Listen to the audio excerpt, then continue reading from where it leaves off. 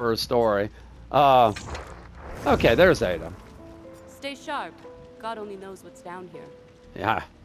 So, yeah, I don't really do Mardi Gras anymore. It's been a long time since I did Mardi Gras stuff. When I worked at the casino, I had to work Mardi Gras, which would make you hate Mardi Gras, not because of the customers, but because it was so hard to get to and from work because so many streets get blocked off for parades, and our parking garages were literally on the parade routes.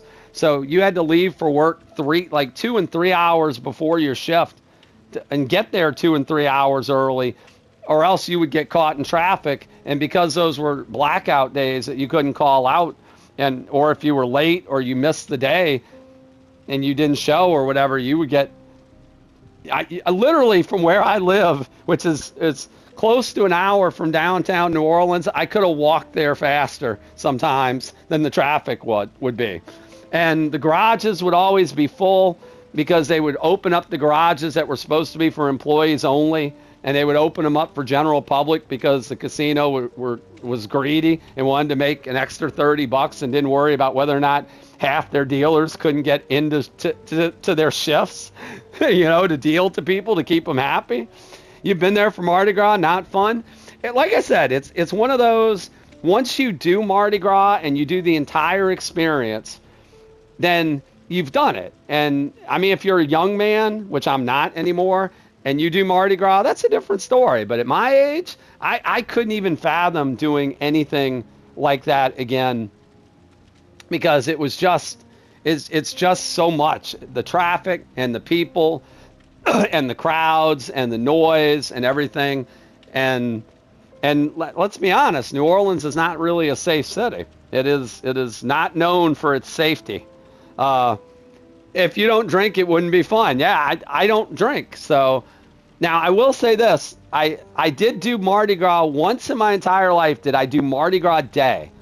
So as a kid, I went with my parents to parades in the surrounding metropolitan areas that weren't in the city, because that's where my parents would bring me. So I had seen Mardi Gras as a kid. As an adult, when I was bartending, and this was when I was in my early 20s, I went with a friend of mine. He worked at a restaurant that was down off of Camp Street, which is right there off of one of the parade routes, like a block or two away from a parade route and right in the heart of the city. He worked at this restaurant, and he told me, he's like, you can park your car. I owned a Mazda Miata at the time. He said, you can park the car in the parking lot of the restaurant. I have permission from the guy who runs the place that I work for. We can park your car and then walk, and we can see the parades. We can eat lunch there. It's going to be awesome. We're going to have this amazing time on Mardi Gras Day. So we planned it. I picked him up. We drove down there. It was cold because Mardi Gras often is in February/March. It was freezing cold. It rained. And when I say it rained, it was monsoon-like rains for most of the day. So by the time we got there, it had already started drizzling. By the time we got to the parade, the first parade route in the morning, I forget what the first one was. It wasn't quite Katrina rain, but it was heavy. I mean, it was like someone took a bucket of water and dumped it over both of our heads. By the time we got through the very first parade, and I can't remember if that was Zulu or if that, or I do remember seeing the Zulu parade. It's standard Gulf weather, yes. But I do remember both of us getting completely soaked. Now, we walked back to the restaurant, and I remember sitting in wet clothes on bar stools at the bar, eating, it was a steak and burger restaurant. So I ended up eating a steak, and they had this awesome soup, like an awesome, either broccoli and cheese or just straight cheese. I remember eating the soup and thinking to myself, I need this soup. I'm going to get sick. Otherwise, I'm soaking wet. I'm cold. I'm shivering. I'm miserable. This is awful. So, and by the way, at this point in time, I was living with my aunt, who recently, in the last few years, passed away at 100. But at this time, she was still up there in age, but I was living with her. And my parents lived, my late mother and my father, they lived they were still living near and around the same place where I live today. So keep this in mind for later. This is like an hour away from me. So after we saw this parade and got soaked, we eventually dried out somewhat. And then we caught another parade. And then the parade wasn't all that good. There were way too many people. It was too loud. Like I said, even then I drank a little, but not that much. And my friend was drinking, but I wasn't, or barely anything later. But I'm at this point miserable, but I'm like, you know what? I said we were going to do the whole day. We're going to do the whole day. So when this next parade ended, everybody kind of moved towards the French Quarter, and we got caught in this huge wave of people and almost got carried along by the crowd where we couldn't break away, and we kind of got forced into the quarter, and we ended up bar hopping. No problem. Oh, I hope your laptop's okay. I was just saying that my parents and my aunt, I lived with my aunt at the time, where in the same town I live in today, and my parents lived in that town as well. So this is important for later. Like I said, after the parades were kind of done and we had kind of dried off some, though we still were pretty much uncomfortable, we ended up being swept by the crowd into the French Quarter. And while we were in the French Quarter, we like I said, we literally got drugged because there were so many people, and it was like a mass of humanity all moving, and you couldn't fight against it. So we just kind of went with the flow. We ended up in the quarter. That happened to you your first time? There's no feeling like I want to walk this way, but I can't because there are too many people going the other way. So we have just got to go the other way. So at that point, we started bar hopping. I'm just drinking, like crowd surfing, exactly. So at this point, I'm just simply drinking sodas and stuff like that. My friend is drinking beers because he's not driving. He doesn't mind. So we end up hitting a few bars, and I'm not, like I said, I'm not a bar type. So I'm like, at this point, like, I just want my day to end. I'm tired. I'm cold. I'm still cold. I'm still wet. I just want this day to be over. I want to go home and I want to relax because I'm off tomorrow, but I have to work my regular bar shift on Thursday. I don't want to be here, but I don't want to tell my friend this. So we ended up at one point, he's like, let's go to a strip club. And I'm like, okay, I guess we can. So he's like, I'm like, where? I don't go to strip clubs. Where's the strip club you want to go to? He's like, there's the Hustler. It's right here. It's right down here on whatever street in the French Quarter it was on. So we go there. The cover charge was like some ridiculous amount for the cover charge, and there was a drink minimum of like a two drink minimum.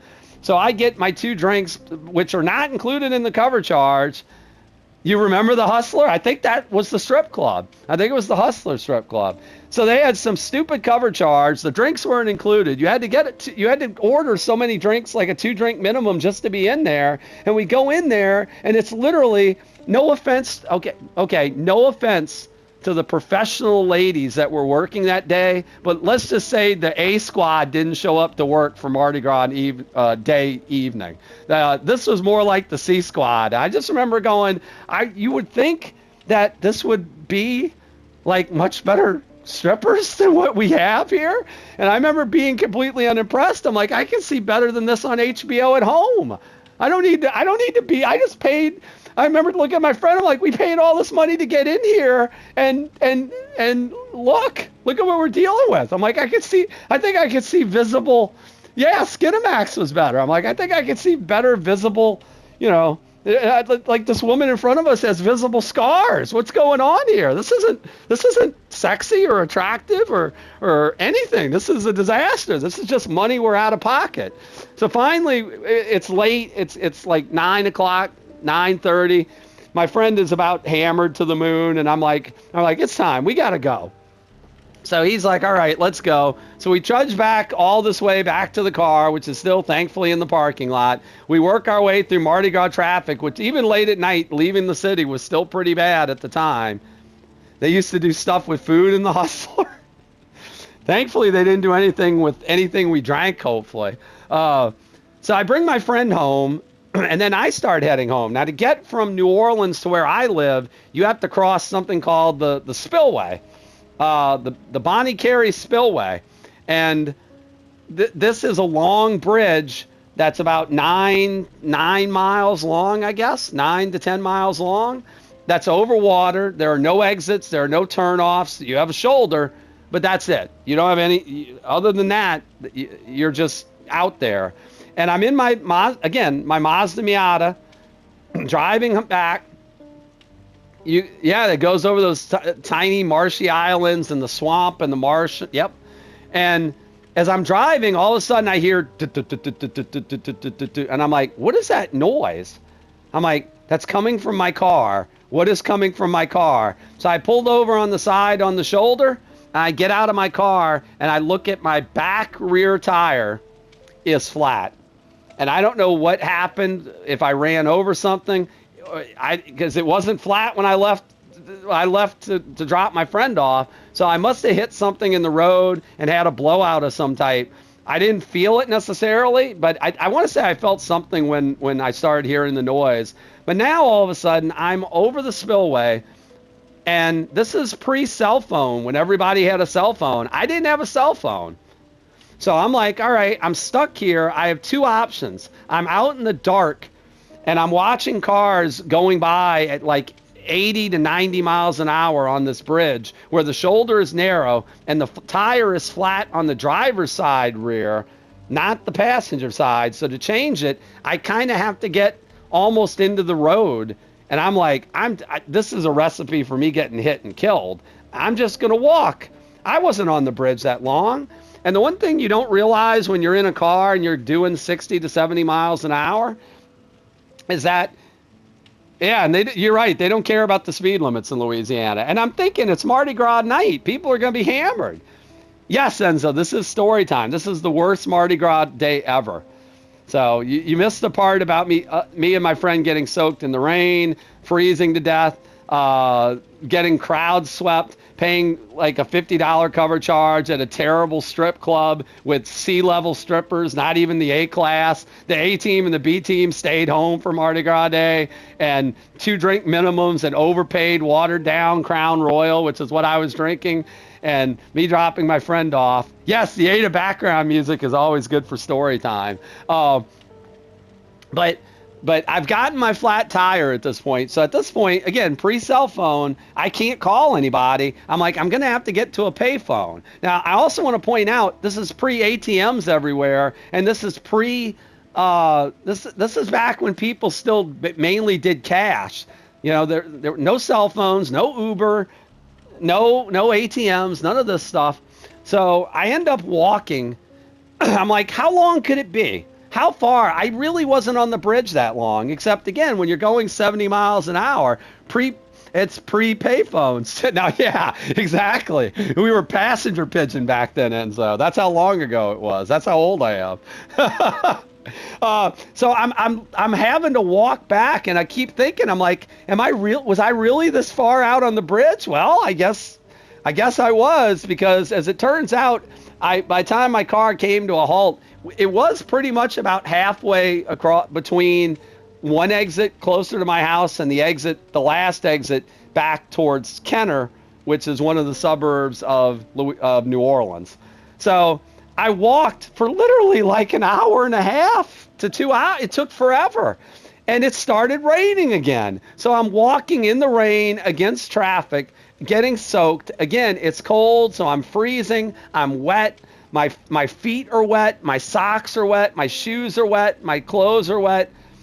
I do not still have a rotary phone. In fact, I have a landline technically that comes with my internet, but I do not actually have a phone hooked up to it. I should go buy a rotary phone. I should buy a rotary phone and hook it up. So what ended up happening was I had to walk back through all this rain. So I'm soaked. I'm freezing cold. I have no way to contact anybody. And all I could think of was, I need to get back. I just need to get to a phone. I need to call somebody. I need to call somebody to come and get me. So I end up getting back to, finally, it's well past midnight. It's like 1 in the morning, 1:30 in the morning. And they had like a Toddle House or I'm trying to think what it was. I don't think it was a Denny's, or maybe it was a Denny's. There's a place that's no longer there, but it was like a breakfast house, it was a Waffle House. It was a Waffle House. They had a Waffle House off the first exit. Toddle House, I think is what it was called. This particular one. So I get to this place that's the 24-hour open breakfast thing, and I realize that thanks to the cover charge at the strip club, thanks to the drinks we had to buy, thanks to the lunch we had to buy at the restaurant when we ate, because we didn't, even though my friend worked there, we got a discount for our steaks and soup, but we didn't get it for free. Everything we had to pay, I had no money on me. I was flat broke. I didn't even have I didn't even have enough money for the phone. So at this point, like I said, it's early in the morning, and I'm like, I need to go ahead and I need to call somebody. Do I call my aunt, who I live with, who I know is going to be very reliable, or do I call my parents, who also will come and get me, but I'm like, my aunt is going to be more sympathetic, I think, to my needs. I'm like, but my aunt at the time was up there in age. She was in her like late 60s, early 70s. I was at like the counter bar, and so I guess technically I was in, the whole restaurant was smoking. That's the thing, in a restaurant, when you had smoking or non-smoking sections, you're in one building. You're all smoking technically. They didn't make you sit outside. So I'm like, I could call my aunt, but I don't want to wake my aunt up at this time in the morning and have my elderly aunt drive out to come and pick me up. So I'm going to call my parents and wake up my parents, who are younger than my aunt, not by a lot, but they are younger, and they'll come and get me. So I call, but I have to call collect. So my parents get a collect call at like almost 3 in the morning. And it's for me, and I tell them what happened. I'm like, my tire is flat. And my dad's first question for me is, why didn't you change the tire? I'm like, Dad, you have to understand, it's on the driver's side. I'm on the spillway bridge. I didn't want to take a chance. I'm scared I'm going to get hit. He's like, you should have changed the tire. Why are you waking up your mother and I? I'm like, Dad, I'm stuck out here. You need to come and get me. I'm stranded. I can't walk back to the car now. So he's like, all right, well, I'm going to have to get dressed. Your mother's going to have to get dressed. We'll be there. Where are you again? So I gave him directions and waited. And I waited. And I waited. And meanwhile, the last thing I ate the whole day was that lunch we had at like 11 in the morning. So this is like 3:30 in the morning, and now I'm on top of being wet, cold, tired. I'm hungry and thirsty, except I have no money. I have no cash on me. So I'm sitting at the counter, and sitting next to me, those old school diners are the best. You have them near you in Toronto, still steak. Yeah, like sometimes well, let's put it this way. The food there, I would have eaten anything. I was so hungry at that point. I was looking forward to going home and being able to just relax, eat, watch TV. My next day was going to be a day off. All this is now down the toilet. So I'm sitting there cold, wet, shivering, tired, hungry, thirsty at the counter. The lady behind the counter asked me if I need any help, and I just told her, I said, look, I'm just waiting. Yes, I was off on Mardi Gras because I worked at a restaurant, and I had a set schedule of Thursday through Sunday nights was my set schedule. And I was always off Monday, Tuesday, Wednesday, no matter what. So I did not have to work Mardi Gras. And my restaurant I worked at wasn't in the city, so it wasn't like they got Mardi Gras traffic per se. So all this is on my day off. So I'm sitting at the counter, and the lady's like, can I get you anything? I'm like, I'm sorry. I said, I have no money. I'm flat broke. I had a car incident on the spillway. I'm waiting for my parents to come and pick me up. She's like, that's okay, sweetie. You can sit there. You're fine. And the guy next to me literally looked like he looked like Lieutenant Dan from Forrest Gump. I was born in Louisiana, Enzo. I moved away when I was 5. My family moved back when I was 13. So I've spent almost the entirety of my life in Louisiana, but I still consider myself Midwestern because my growing up years as a kid was in Northwest Indiana. Yep, Lieutenant Dan. This guy literally looked like Lieutenant Dan. And when I tell you, the man was in a wheelchair and he had no legs and he had a scruffy beard, he looked like Lieutenant Dan when Lieutenant Dan was all messed up in his head. And this was pre-Forrest Gump. I don't think Forrest Gump had even come out yet. So it wasn't like he was trying to do the Lieutenant Dan look. It was like he was Lieutenant Dan. And he looks at me, and this guy who lost his legs and because he even had like the army jacket. Like if you saw the first Rambo movie, the very first Blood movie with Sylvester Stallone. If you remember, he had that green army jacket. The guy even had like the army jacket on with the flag and with the patches. And he looks at me and he's like, "Are you okay?" And I'm looked at him like I'm just having a really bad day. And I'm telling this to a guy with no legs who's in a wheelchair in the middle of a title house. So he looks at the waitress behind the counter and he said, "Get the young man over there whatever he wants. Put it on my bill." And I looked at him like, "I can't do that. I can't do that." He goes, "No." He goes, "It looks like you need it." I remember thinking at the time, how pathetic must I look that a guy with no legs at 3 a.m. on Mardi Gras Day / Ash Wednesday morning thinks I'm in worse shape than he is. Well, no, he was not trying to get that was it. He did that against my protest. Was he trying to get some hookers? Not for me.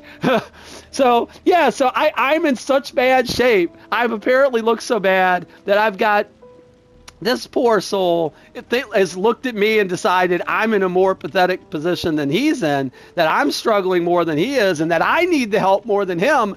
So I at this point, I'm beaten down. I'm like, I'm so hungry. I'm so thirsty. I picked something really inexpensive off the menu and just got like a Coke and something really cheap. I might have gotten like an order of hash browns or something very basic. And because I didn't want to take advantage of the situation and run up, I'll take whatever the most expensive thing on the menu is. I'm not going to do that. So I wait and I keep waiting. And finally my parents show up like an hour and a half later. And this is only like 15 minutes away from where they live. And when they finally got there, I'm like, "What took you so long?" And they're like, "Look, you woke your mother and I up and all this." And they're like, "Yeah, just give me something without sugar and then you'll get water. Make sure to post the story on YouTube. I'll get 1 million likes. I might have to post it." So I literally ended up at this point ended up driving back with my parents, and they're giving me all kinds of grief. And my dad's like, "Where's your car?" I'm like, "The hazards are on. We're going to pass it." I'm like, "We're not changing the tire. It's still dark out. It's like 4:30 in the morning. We're not doing this. That's crazy." So we ended up passing the car, and I'm like, "God, I didn't think I was this far out." So we get back. They drop me off at my aunt's house, and then I get to tell my aunt the story the next morning. But wait, there's more. The next morning, I get to tell her everything that happened except the strippers, because she wouldn't have really appreciated the stripper part of the story, I don't guess. But we end up, at this point, I have no car, and I just need to get my car back. And I tell her, and she tells me, "Well, I'm glad you didn't." She's like, "I'm so glad that you didn't change the tire out there. It would have been dangerous." I'm like, "Yeah, but I feel bad. I woke mom and dad up and I didn't mean to do that." And I wouldn't. She's like, "Well, you could have called me. I didn't want to wake you up, and have you come out and get me. And let's, I just need to get my car back." So I had a guy who serviced my Mazda Miata at the time, owned, again, one of these old time garage type people that you don't see very much of anymore these days. And he handled my aunt's cars and her entire life, and he handled my car until he recently passed away. And it was him and his brother. He passed away a few years ago, and his brother retired. But I called them, and they had a tow truck. So I told him, I said, "Jerome, I need my car picked up. It's got a flat tire, so I'm gonna need it to get towed back if you can. It's out on the spillway." So he's like, "All right, or Andy, I'll take care of it, or we'll take care of it, and I'll send Bud out, and he'll take the truck. Where's it at?" So I gave him a rough idea. Says on I-10 West on the spillway. So I get a phone call at my aunt's later on that day, and when I get on the phone with this guy Jerome, he's like, "Did you hit something while you were out there?" And I said, "Why is that?" He said, "The whole driver's side rear has been caved in. So somebody hit in the midst of everything else that happened after I left the car, somebody probably intoxicated was driving by and broad swiped my car and hit the side. And I remember thinking, if I had been changing the tire when that happened, I would have been dead. And I was like, I didn't do anything. He's like, well, come take a look. So my aunt drove me to the garage where my car was at. I saw the whole driver's side, the whole panel, all from where, because it's a two-seater, from right behind the door all the way back to the bumper. The whole thing side had been dented in. It wasn't bad, but it was definitely where they had to replace the whole like panel area. But it wasn't like structurally damaged. It was more cosmetic damage. But if I'd been there, I would have been the structural damage. I would have been a dead man. So on top of everything else, that is the best day I've ever had. Exactly. Yeah, you're right. Changing the tire on the side of the freeway is always dangerous. So that was the last full Mardi Gras day I ever did, filled with pouring down rain, wet clothes, wet socks, wet shoes, wet hair, and I ended up getting a cold or the flu and getting sick after all and started running a fever like the next day. So I did end up getting sick when it was all said and done. Spent a ton of money, had no money in cash left at the end of the day, had a damaged car that I needed to have repaired and fixed by my insurance, and overpriced strip club with a $50 cover charge or something like that, totally ridiculous, and a 2-drink minimum with C-list strippers that I didn't even want to go to, but I went to because my friend insisted that we go there because it's Mardi Gras. You got to go to a strip club. No, you don't. You don't have to do any of this stuff. And I didn't even get any beads. I didn't catch anything of note. I didn't want anything of note. I just wanted to go home. And by the time I got home, I was so happy and so tired.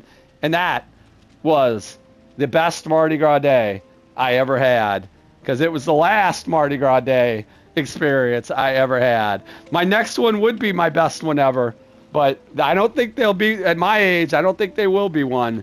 But yeah, anything that could have gone wrong did, and was a cautionary tale. And all I could think of was, it seemed like such a good idea when we came up with it at the time. All right, that is